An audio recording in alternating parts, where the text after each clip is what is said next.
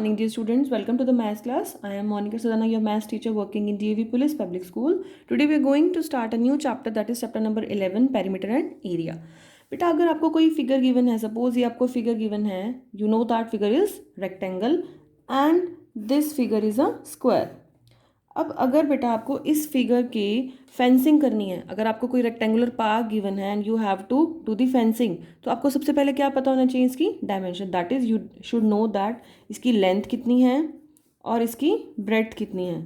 और अगर आप इसकी फेंसिंग कर रहे हो तो मतलब आपको किसकी नीड है, बाउंड्री की. तो बाउंड्री की जब हमारे को रिक्वायरमेंट है रेक्टेंगल में, तो इट मीन्स हमें क्या कैलकुलेट करना है, perimeter. So what is perimeter? Perimeter क्या होता है बेटा? The boundary of a closed figure. देखो क्लोज फिगर है ना, कहीं से भी ओपन नहीं है.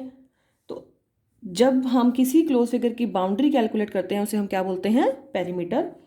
Similar concept in square also. अब देखो ये भी एक क्लोज फिगर है, इसके अंदर हमें क्या पता होना चाहिए, एक साइड. क्योंकि स्क्वायर की सारी साइड्स इक्वल होती हैं, तो हमें अगर एक साइड भी पता है तो हमें पता है कि सारी की साइड्स क्या होंगी, इक्वल. तो अगर अब इस फिगर में भी आपको फेंसिंग करनी है, अगर आपको बाउंड्री पे कुछ फेंस लगाना है, कोई स्क्वायर पार्क है या कोई स्क्वायर गार्डन है, तो आप क्या करोगे, उसके लिए क्या कैलकुलेट करोगे, perimeter. Because if we need to know the boundary of a close figure we have to calculate perimeter. And what is the formula of perimeter of rectangle? It is 2 times of length plus breadth. 2 times of length plus breadth. And what is the perimeter of a square? It is 4 multiply side. This is the perimeter of a square. And if I say ये आपके पास suppose आपका कोई rectangular desk था and आपको इसको paint करना है, आपको यहाँ पेंट करना है. अब पेंट करना है मुझे, इट मीन्स मुझे इस डायमेंशंस को कौन से फॉर्मूले में पुट करना होगा, क्या कैलकुलेट करना है, एरिया.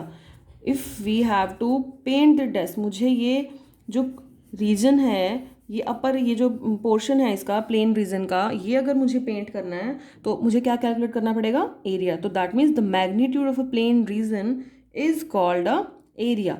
तो अब एरिया ऑफ रेक्टेंगल क्या है, length multiply breadth. What is the area of rectangle, length into breadth. And similar concept, अगर आपको, जैसे आपका ये स्क्वायर पार्क है और आपको यहाँ पे ग्रास ग्रो करनी है, पूरे पार्क में ग्रास ग्रो करनी है, तब हमें क्या कैलकुलेट करना है, दैट मीन्स एरिया. क्योंकि हम क्या यूज़ कर रहे हैं, पूरे के पूरे प्लेन रीजन जो ये सरफेस है इसका हमने क्या कैलकुलेट करना है कि मैग्नीट्यूड, ये कितना एरिया है. तो इसके लिए हमें क्या कैलकुलेट करना पड़ेगा, area. And what is the area of a square, that is side into side. So this whole chapter is about calculating perimeter and area of rectangle and square, but with a different concept in this class 7th. So सबसे पहले आपको formulas जो हैं सारे clear होने चाहिए. Second चीज़ है units. जो इस चैप्टर में आपके पास एक नई चीज़ आने वाली है कि आपके पास नई यूनिट्स इंट्रोड्यूस होने वाली हैं. तो हम सारी यूनिट्स को एक ही बार इकट्ठी जो हैं, मैं आपको एक टेबल सिखा रही हूँ जिससे आपको कोई भी यूनिट आ जाए आप उसको किसी भी तरीके से चेंज कर सकते हो. This is kilometre, this is hectometre, this is decametre, this is metre, decimetre, centimetre and millimetre. अब क्वेश्चन में जब तक हमारी यूनिट सेम नहीं होगी हम क्वेश्चन स्टार्ट नहीं कर सकते. सो उसके लिए हमें डायमेंशंस क्लियर होनी इंपॉर्टेंट है कि उनका क्या रिलेशन है. तो अब आप देखो at each step, her step पे देखो, यहाँ से किलोमीटर से अगर मैं हेक्टोमीटर में जा रही हूँ तो 10 का डिफरेंस है. 10 से क्या करना है, मल्टीप्लाई. हेक्टोमीटर से डेसीमीटर पे जा रही हूँ तो क्या करना है, 10 से मल्टीप्लाई. सपोज अगर आपको ये पूछा जाए कि 1 किलोमीटर में कितने हेक्टोमीटर हैं, कितने हेक्टोमीटर हैं, 10 hectometre. And next is similarly decametre को मीटर में करना है तो मल्टीप्लाई 10 से. मीटर को डेसीमीटर में करना है, small dm represent decimetre and capital dm represent decametre. तो हमारे चैप्टर में जो यूज़ होगा यूजुअली डेसीमीटर यूज़ होगा, मीटर यूज़ होगा, सेंटीमीटर यूज़ होगा and in some questions kilometre also. So these 4 we will use it. But अगर आपको पूरी एक टेबल पता होगी तो आपकी मिस्टेक कभी नहीं होगी, क्योंकि बहुत सारे स्टूडेंट्स को प्रॉब्लम रहती है कि 10 से मल्टीप्लाई करना है, 100 से करना है. Now with this trick you will always know that what to multiply and what to divide भी करेंगे, वो भी आपको बताऊंगी. देखो जब हम यहाँ से, देखो ये लेफ्ट है और ये राइट है, जब मैं लेफ्ट से राइट जा रही हूँ, लेफ्ट से राइट जाएंगे अगर हम, तो हम क्या करते हैं, मल्टीप्लाई. ठीक है, जैसे सपोज आपके पास ये हो, मीटर को सेंटीमीटर में कन्वर्ट करना है, तो हमें पता है सबको 1 मीटर में कितने सेंटीमीटर होते हैं, 100. लेकिन अगर आपको सेंटीमीटर से मीटर पे आना है तो क्या करेंगे, देखो यहाँ लेफ्ट था यहाँ राइट था, लेफ्ट से राइट जा रहे हैं तो क्या कर रहे हैं, मल्टीप्लाई 100 से। अगर उल्टा जाना है, अगर आपसे ये पूछा जाए 5 सेंटीमीटर को मीटर में कन्वर्ट करके बताओ, तो क्या करते थे, डिवाइड करेंगे बाय 100, सेम यूनिट से डिवाइड करना है, बस सिंबल क्या हो जाएगा, कन्वर्ट हो जाएगा मल्टीप्लाई का डिवीजन में। So same is here, left से राइट जा रहे हैं अगर हम, मल्टीप्लाई का सिंबल होगा। अगर हम एक एक स्टेप मूव कर रहे हैं तो देखो यहाँ पे आपको ये सबको पता है ना, 1 किलोमीटर में कितने मीटर होते हैं, देखो 1 किलोमीटर और मीटर में देखो कितनी दूरी है, देखो यहाँ पे एक बार मल्टीप्लाई किया 10 से, फिर दोबारा किया 10 से, और उसके बाद एक बार और करना पड़ा।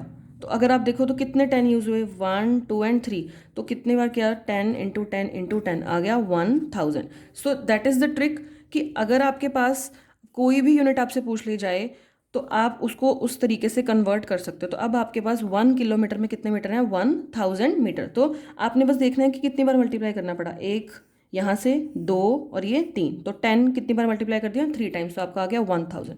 ये आपको पता है कि 1 किलोमीटर में 1000 मीटर है, तो आपको लग रहा होगा कि इसमें कुछ नया नहीं है। लेकिन अगर आपसे पूछ लिया जाए कि 1 किलोमीटर में कितने डेसीमीटर हैं, तब क्या करोगे।